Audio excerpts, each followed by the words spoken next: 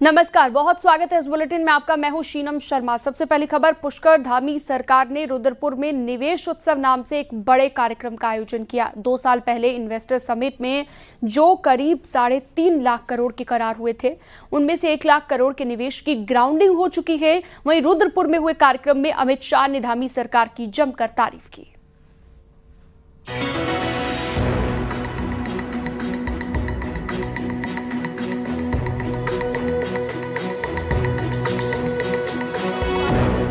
2 साल पहले देहरादून में हुए ग्लोबल इन्वेस्टर समिट में 3.5 लाख करोड़ के निवेश के प्रस्ताव आए। इसी क्रम में शनिवार को रुद्रपुर में हुए उत्तराखंड निवेश उत्सव में बतौर मुख्य अतिथि बोलते हुए केंद्रीय गृह मंत्री ने कहा कि वो गुजरात से आते हैं, जो निवेश के मामले में बहुत आगे है, लेकिन पहाड़ी राज्य में निवेश लाना इतना आसान नहीं है। गृह मंत्री ने कहा कि सीएम पुष्कर सिंह धामी और उनकी टीम इस बात के लिए बधाई की पात्र हैं कि उन्होंने प्रस्तावों को जमीन पर उतार दिया। मैं इसके समारोह में आया था और वहां पर मुझे एक चिट पर पुष्कर जी ने लिख कर दिया कि साहब 3,56,000 करोड़ का इन्वेस्टमेंट हो के एमओयू आए। मैंने पुष्कर धामी को वैसे ही कहा था कि पुष्कर जी, एमओयू लाने में कोई पराक्रम नहीं है, उसको जमीन पर उतारने में पराक्रम है। और आज मैं पूरे उत्तराखंड की जनता के प्रतिनिधि के रूप में पुष्कर सिंह और उनकी टीम को बहुत बहुत साधुवाद देना चाहता हूं, क्योंकि आज 1 लाख करोड़ का इन्वेस्टमेंट ये जमीनी सच्चाई बन गया। मैं ऐसे राज्य से आता हूं जो हमेशा से इंडस्ट्रियल इन्वेस्टमेंट में बहुत आगे होता है, परंतु मुझे मालूम है कि मैदानी राज्य में इन्वेस्टमेंट लाना और पहाड़ी राज्य में इन्वेस्टमेंट लाना, दोनों में पहाड़ चढ़ने से भी ज्यादा कठिनाई होती है। और भाई पुष्कर सिंह इसलिए अभिनंदन के अधिकारी है कि सारी विपदाओं को, सारी विपरीत परिस्थितियों को और सारी परंपरागत कल्पनाओं को तोड़ते हुए आज 1 लाख करोड़ से ज्यादा इन्वेस्टमेंट उत्तराखंड में आ चुका है। ये बहुत बड़ी बात है। केंद्रीय मंत्री ने उत्तराखंड निवेश को लेकर कांग्रेस के ट्वीट पर पार्टी को निशाने पर लिया। उन्होंने कहा, कांग्रेस बहुत नेगेटिव पार्टी है और वो दिन दूर नहीं जब पार्टी में कोई भी ढूंढे नहीं मिलेगा। सुबह सुबह ट्वीट किया, अमित भाई उत्तराखंड को क्या मिला वो कह कर जाना। मैं कांग्रेसियों को कहना चाहता हूं, मैं तो उत्तराखंड को क्या दिया भारत सरकार ने इसका हिसाब देता हूं, मगर आप जरा, आपकी 10 साल सरकार थी तब क्या किया उसका हिसाब देंगे क्या? वो नहीं देंगे तो दोनों हिसाब मैं ही दे देता हूं। भाइयों बहनों, 2004 से 14 कांग्रेस की सरकार चली। उत्तराखंड को डिवेल्यूशन और ग्रांट इन एड के कुल मिलाकर 53,000 करोड़ रुपया दिया। मेरी बात ध्यान से सुनना, 53,000 करोड़। अब 10 साल सरकार उनकी भी चली, 10 साल सरकार हमारी भी चली। उन्होंने 53,000 करोड़ दिया। 4 से 14 में मोदी जी ने 14 से 24 में 1,86,000 करोड़ रुपया। और मैं आज कांग्रेस के लोगों को कहना चाहता हूं, जब राज्य का भला होता है तो हवन में हड्डियां डालने का काम बंद करो, वरना जो थोड़े लोग बचे कुछे दिखाई पड़ते हो, वो भी दूरबीन लेकर दिखाई नहीं पड़ोगे, पूरा साफ हो। वहीं सीएम पुष्कर सिंह धामी ने कहा कि राज्य ने बहुत से नियमों को सरल बनाया है, नई पॉलिसीज लाई गई हैं, जिससे निवेश का बेहतर माहौल बना। आज का अवसर उत्तराखंड की विकास यात्रा में एक महत्वपूर्ण अध्याय के रूप में अंकित हो रहा है। आज आदरणीय गृह मंत्री जी की गरिमामयी उपस्थिति में हम उत्तराखंड ग्लोबल इन्वेस्टमेंट समिट की तीसरी ग्राउंडिंग सेरेमनी कर रहे हैं। इससे पूर्व संपन्न हुई 2 ग्राउंडिंग ब्रेकिंग सेरेमनी में जहां 71,000 करोड़ रुपए से अधिक की निवेश परियोजनाओं की सफलतापूर्वक ग्राउंडिंग करने में हम सफल रहे हैं, वहीं आज ये आंकड़ा 1 लाख करोड़ को पार कर गया है। ये केवल आर्थिक निवेश नहीं है, बल्कि उत्तराखंड की समृद्ध संभावनाओं, उद्यमिता की भावना, जन भागीदारी पर आधारित समेकित विकास का प्रतिबिंब है, जो राज्य को आत्मनिर्भरता और औद्योगिक समृद्धि की नई ऊंचाइयों पर ले जाएगा। इस दौरान अमित शाह ने करीब 1400 करोड़ की योजनाओं का शिलान्यास और लोकार्पण भी किया। विभिन्न योजनाएं आप यहाँ पर गृहमंत्री अमित शाह ने 1 लाख करोड़ के निवेश जमीन पर उतारने के लिए मुख्यमंत्री पुष्कर सिंह धामी और उनकी टीम की तारीफ की। साथ ही वो सरकार को ये भी एक टारगेट दे गए, जो बचे हुए निवेश के प्रपोजल है उनको भी जमीन पर उतारे। साथ ही अपने संबोधन में वो कांग्रेस को भी निशाने पर उन्होंने लिया है और साथ ही ये भी कहा है कि छोटे राज्य की ग्रोथ के बिना भारत राज्य की ग्रोथ की संकल्पना अधूरी रह जाएगी। अपने सहयोगी दीपक उपाध्याय और शैलेंद्र नेगी के साथ अनुपम त्रिवेदी, न्यूज़ 18 के लिए रुद्रपुर से। पंचायत चुनाव की सरगर्मियां जोरों पर हैं, लेकिन राज्य के 750 से ज्यादा उम्मीदवारों की किस्मत इस बार मतपेटी नहीं बल्कि कोर्ट के फैसले पर निर्भर है। इन प्रत्याशियों के नाम 2 अलग अलग निर्वाचन क्षेत्रों की मतदाता सूची में दर्ज हैं, जिससे उनकी उम्मीदवारी सवालों की घेरे में आ गई है।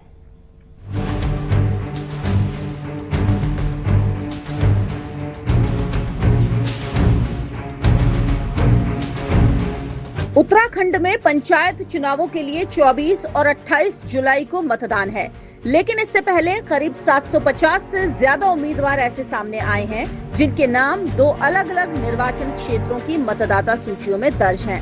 नियम अनुसार कोई भी व्यक्ति एक समय में केवल एक ही निर्वाचन क्षेत्र में मतदाता हो सकता है। वहीं हाई कोर्ट भी राज्य निर्वाचन आयोग के उस आदेश पर पहले ही स्टे लगा चुका है, जिसके तहत 2 मतदाता सूची में नाम वालों को भी चुनाव लड़ने के लिए वैलिड करार दिया गया।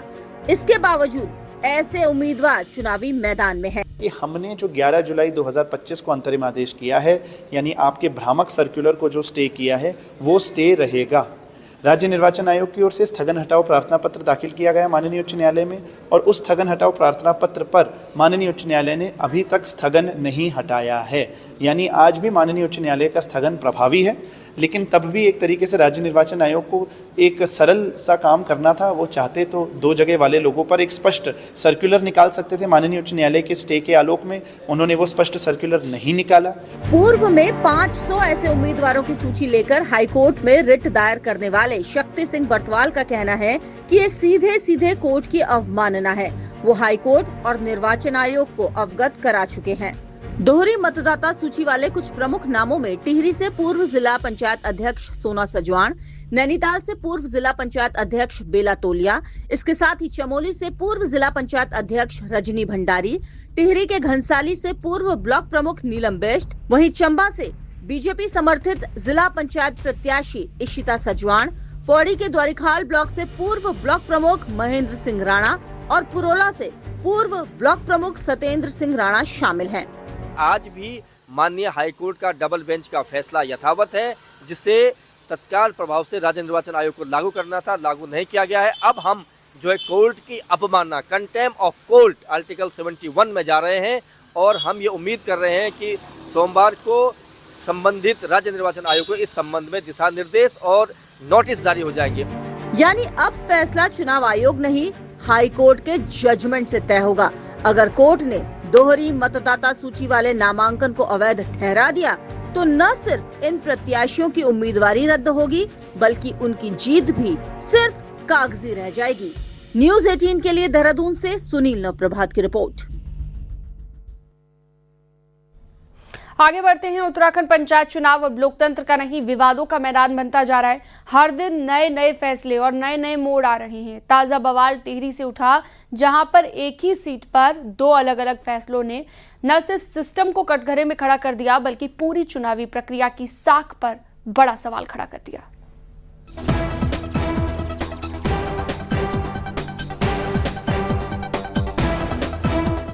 उत्तराखंड में पंचायत चुनाव की प्रक्रिया कैसे मजाक बनकर रह गई है, इसका सबसे ताजा और चौंकाने वाला उदाहरण है टिहरी की भुत्सी जिला पंचायत सीट। यहाँ पहले कांग्रेस समर्थित प्रत्याशी सीता देवी का नामांकन रद्द कर दिया गया। रिटर्निंग ऑफिसर ने आपत्ति लगाई और पर्चा खारिज कर दिया। नतीजा ये हुआ कि बीजेपी समर्थित सरिता नकोट मैदान में अकेली बची और उन्हें निर्विरोध विजेता घोषित कर चुनाव आयोग ने 4 दिन पहले जीत का सर्टिफिकेट थमा दिया। लेकिन कहानी यही खत्म नहीं हुई। हाई कोर्ट के आदेश के बाद चुनाव अधिकारियों ने अचानक यू टर्न ले लिया। सीता देवी का पहले रद्द किया गया नामांकन मान्य कर लिया और उसी के साथ सरिता नकोट की निर्विरोध जीत को भी रद्द कर दिया गया। यानी पहले चुनाव आयोग ने एक उम्मीदवार को जिताया, फिर 4 दिन बाद उसकी जीत छीन भी ली। अब सरिता नकोट सुप्रीम कोर्ट का दरवाजा खटखटा चुकी हैं और मंगलवार को इस पर सुनवाई होनी है। इस पूरे मामले ने न सिर्फ रिटर्निंग ऑफिसर की कार्यशैली पर सवाल खड़े किए हैं, बल्कि राज्य निर्वाचन आयोग की निष्पक्षता और साख पर भी बट्टा लगा दिया है। देहरादून से न्यूज़ 18 के लिए सुनील नवप्रभात की रिपोर्ट।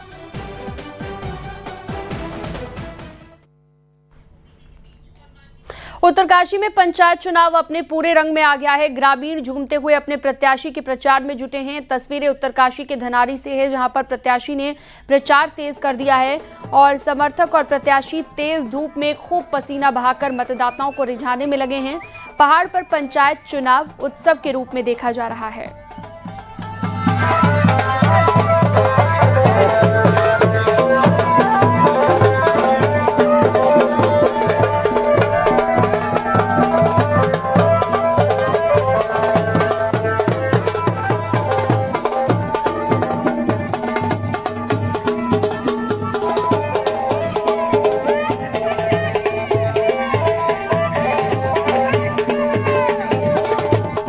अगर आप भी 15 साल पुरानी गाड़ी सड़कों पर दौड़ा रहे हैं तो ये खबर आपके लिए है। उत्तराखंड में 15 साल पुरानी 1200 सरकारी गाड़ियां स्क्रैप होंगी। साथ ही प्राइवेट गाड़ी मालिकों के लिए भी परिवहन विभाग के पास खास प्लान है।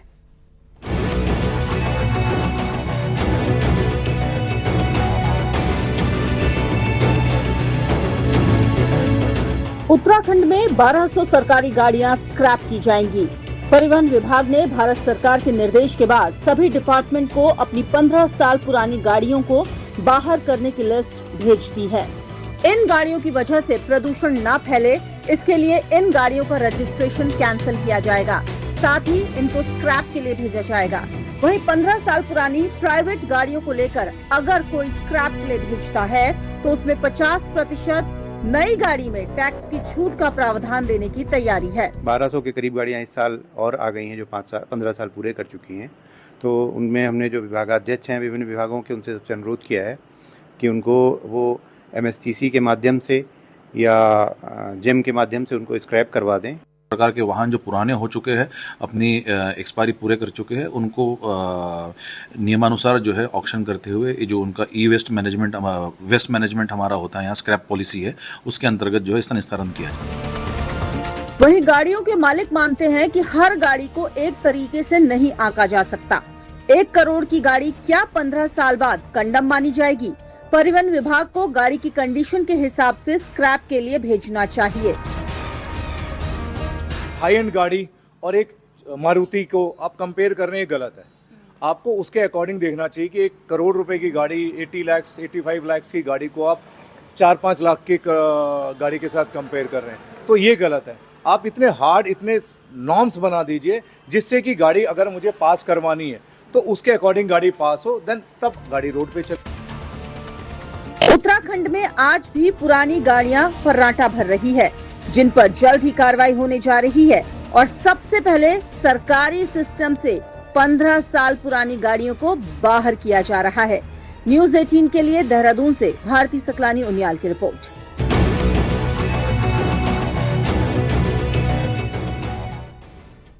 और बात करेंगे मौसम की। उत्तराखंड में एक बार फिर से मौसम विभाग ने तेज बारिश का अलर्ट जारी किया। आज और कल के लिए 3 जिलों में बारिश का रेड अलर्ट जारी हुआ, जबकि अन्य जिलों में भी बादल खूब बरसेंगे। नैनीताल, चंपावत और उधम सिंह नगर के लिए मौसम विभाग ने रेड अलर्ट जारी किया, जबकि देहरादून, टिहरी, पौड़ी, बागेश्वर और पिथौरागढ़ के लिए बारिश का ऑरेंज अलर्ट जारी किया। कुछ जगहों पर भारी से भारी बारिश हो सकती है, जिसे लेकर पूरे प्रशासन को अलर्ट मोड पर रखा गया है।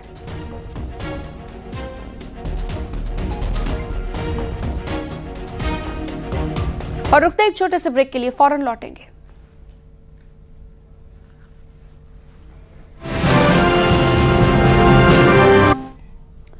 युवाओं को जिंदगी में हर फैसला ईमानदारी और साहस के साथ लेना चाहिए, ये कहना है सुप्रीम कोर्ट के जज सुधांशु धूलिया का। देहरादून की ग्राफिकेरा यूनिवर्सिटी में लॉ स्टूडेंट को संबोधित करते हुए उन्होंने कहा कि संविधान सिर्फ कानूनी दस्तावेज नहीं है, बल्कि भारत की आत्मा और लोकतांत्रिक व्यवस्था का आधार है। जीवन में कोई भी फैसला लेते वक्त ये ध्यान रखना चाहिए कि वो फैसले ईमानदारी और साहस के साथ लिए गए हों। उन्होंने कहा उत्तराखंड में पिछले कुछ सालों में बदलाव आए हैं, लेकिन अभी यहाँ पर बहुत काम किया जाना बाकी है।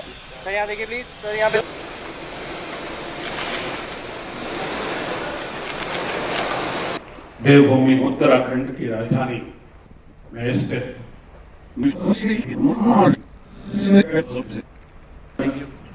His Lordship Shri Himanshu Dhulia, Honorable Judge, Honorable Supreme Court of India. CM Yogi से मिजोरम के राज्यपाल ने भी मुलाकात की। जनरल रिटायर्ड वीके सिंह ने उत्तर प्रदेश सदन त्रिवेणी पहुंचकर सीएम योगी आदित्यनाथ से मुलाकात की। तो यूपी सदन में हुई है शिष्टाचार मुलाकात। यूपी सदन पहुंचकर सीएम से मुलाकात की गई है और रिटायर्ड जनरल वीके सिंह से मिले हैं सीएम योगी आदित्यनाथ, जिसकी तस्वीर इस वक्त आप आपकी स्क्रीन पर भी देख रहे हैं। मिजोरम के राज्यपाल की मुलाकात उत्तर प्रदेश के मुख्यमंत्री योगी आदित्यनाथ के साथ।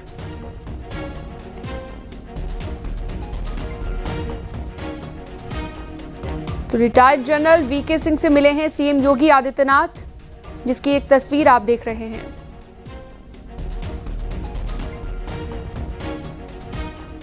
हरिद्वार